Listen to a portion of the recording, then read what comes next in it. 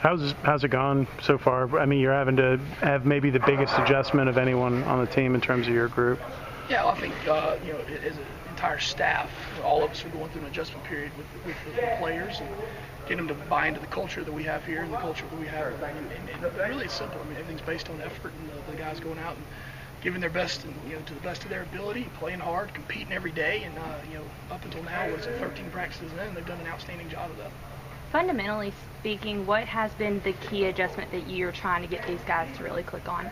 It's really twofold. You have really the run game and the pass game. From the run schemes that we're putting in, really the full gamut of run schemes, from inside zone, outside zone, gap schemes, counter schemes, draw schemes, everything across the board. And then protection, being a multiple protection team with drop back pass, play action pass, really just the whole transition of going to the style of offense that we are.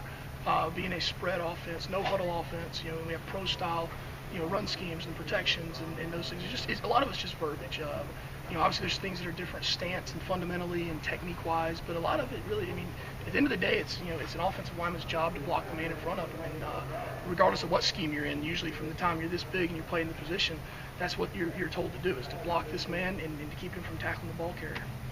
What is the toughest thing technique-wise for a lineman that goes from a triple option to this offense? I don't know. We don't really look at it from the standpoint of the guys transitioning from a triple option. We look at it from the standpoint of us coming in and putting in our offense and putting in what we're doing. And we try to keep it simple. And things I've preached, the whole time I've been a line coach is to try to keep it very simple for them. And if they can do the things, getting their second step in the ground, getting their hands inside, playing low to high, and working to finish. Do those four simple things and keep it broke down to those four simple, fundamental things on offensive line. You can have success as an offensive lineman. How much does it help? We know about the Coopers and the Quinnies and those kind of guys. What other guys have you seen develop this spring? Gosh, first off, I'm extremely lucky to have a group of 21, 20 guys right now that we're working with in spring, and 18 years of coaching. It's by far the most numbers of offensive linemen I've had in a spring period. So, I really don't want to say a certain name because to be admissive of others in the group, but at the end of the day, they're all working to be above the line. They're all looking to have the ability to play, and I tell them the story all the time. A couple of years ago, we were down, I think, our 8th offensive lineman in the national championship game. It's not a matter of plugging in the next right tackle when the right tackle goes down, or the next left guard when the left guard goes down. It's about putting in the next best offensive lineman. And these guys have done a great job of working, becoming multi-position players, but working on both sides of the line. 10 guys working to snap the football, putting guys in at different spots, different times, different combinations of all these guys. So at the end of the day, when it comes, September, October, and then into November and December, when you want to be playing championship football, we've still got our ability to put the best 5 guys out on the field. How much does it help to having Jared and then also Jack, to a lesser extent, have the experience they have in other offenses to kind of help bridge and maybe communicate with some of the guys? I think that can be overblown a little bit, because when it comes down to it, they're still hearing the same voice every day, whether it's a guy like Charlie Clark, who played at Marist High School here in the triple option offense, coming out of high school, and then played in the triple option offense here, to those guys that have maybe played in a pro style or a spread offense at another college before they came here. At the end of the day, it's my voice, it's Coach Patno's voice, it's Coach Collins' voice that they're hearing, and the message that we're teaching, or in message that we're preaching to them, the fundamentals that we're preaching and teaching. So they're hearing the same thing. They're all hearing it for the first time when they hear it from us. So I don't really think one person necessarily has a leg up over the other, because we put them all in an equal playing field when we came here and when we looked out on the field with them. It seems like you've had a lot of times you've had the 2 guards and 2 tackles have been usually the same with if you want to call it the first group. I'm curious, was that by design just to make sure they get some continuity together, or is that just the way it's? Again, people, I believe that in my time of coaching offensive line, I think that can be a lot made of that. That's not, because at the end of the day, if I'm blocking a man to the right of me, and I'm a right guard, or I'm a left guard, or I'm a right tackle, the same fundamentals, the same technique takes place in those positions. So whether I take a right guard and I move him to the left tackle, or I take a left tackle and move him to right tackle, the only one in the 5 that's a little bit different from them all is the center, because obviously they have to snap the football, they have to execute the call to begin with, they have to execute the snap. So we try to get guys playing different positions so that they become comfortable and it becomes fluid with those guys playing all different spots. What have you seen from Scott that's kind of, it seemed like he's kind of been your main guy most of the spring when he's been healthy? He's got experience. He does. And from that position, you really look for a guy that can come up and make the calls, a guy that can execute the snap. And I want to go ahead and say, like, probably my biggest concern coming here, all right, was that first day of practice with these guys being in the shotgun. And credit to all these centers and the quarterbacks for the effort and the time they've put into this thing. It's been almost flawless. I mean, there's a couple of times you here and there with the cadence and the guys are late with it. But you talk about not having balls on the ground from the QB center exchange. It's been phenomenal. Such a credit to these guys, the work they've put in, the work they've put in on their own time to develop those mechanics and those rhythms of being able to execute that. Because at the end of the day, the center is the one that touches the ball every play and has to get the play started. And they've done a really, really great job of that, up to this point. And really looking forward to him continuing on. But Scott's done a great job of that. He does have experience. He's got size in the middle. And at the end of when you're talking about protections, you want to be firm in the A gaps. You want to be able to protect inside out. And it all starts with being able to firm up that middle spot.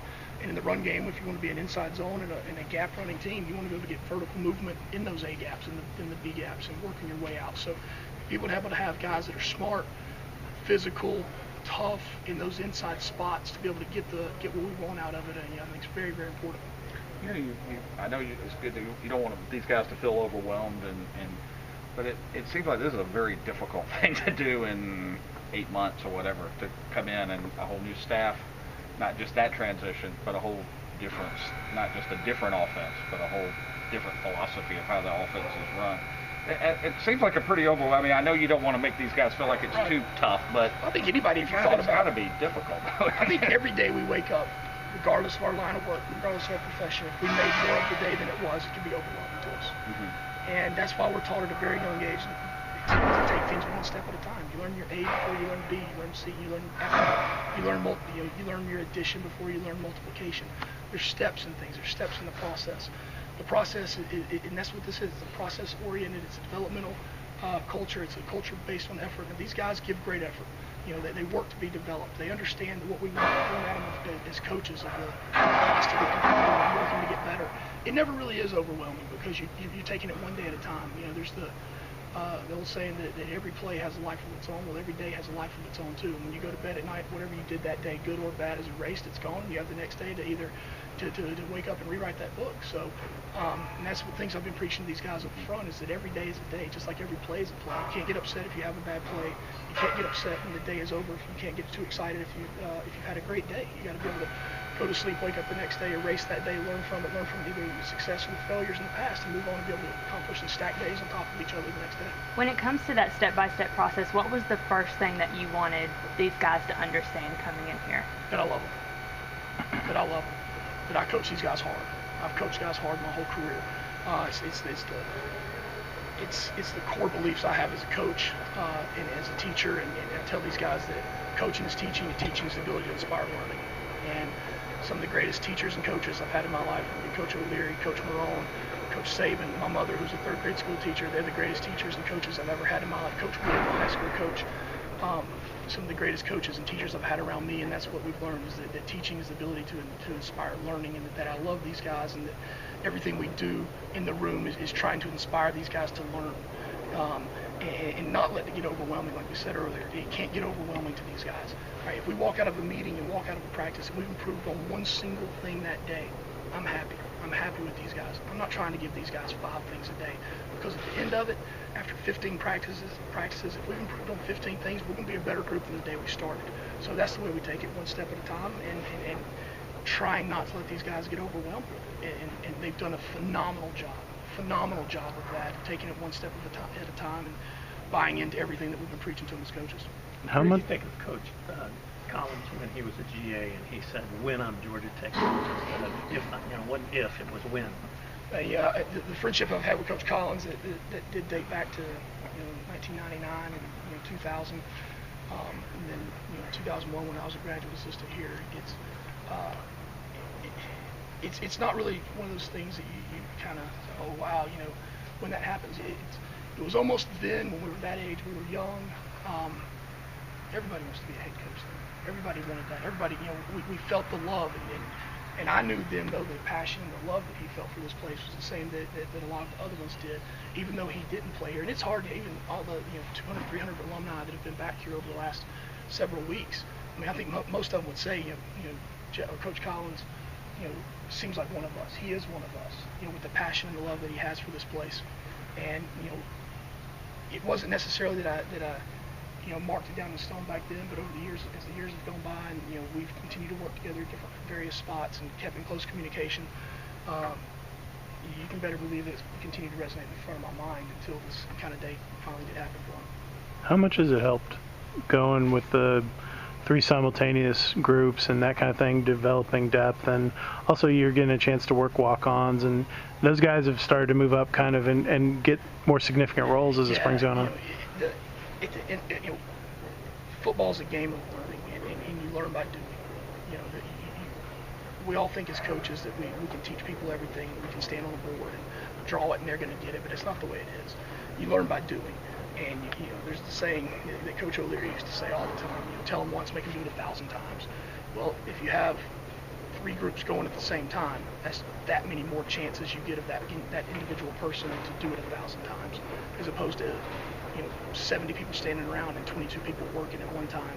And that's been a philosophy that I've had the luxury of the past coaches I've worked for have all employed that same philosophy of a lot of people working, several groups, multi-fields, working at the same time to really develop your entire roster. It's not about just developing the first group that's out there, the second group that's out there. It's about developing your entire roster. And the better your roster as a whole, the better you are as a football team. A couple more for Coach Key. You've been a few different places. I'm curious, how you found working in the morning, what kind of the benefits are, and just how that's worked out here. I think both of them have pluses and minuses. It really goes back to the head guy, and it goes back to the way that the boss, the head football coach, puts his vision down and creates a culture of accountability and discipline for the players.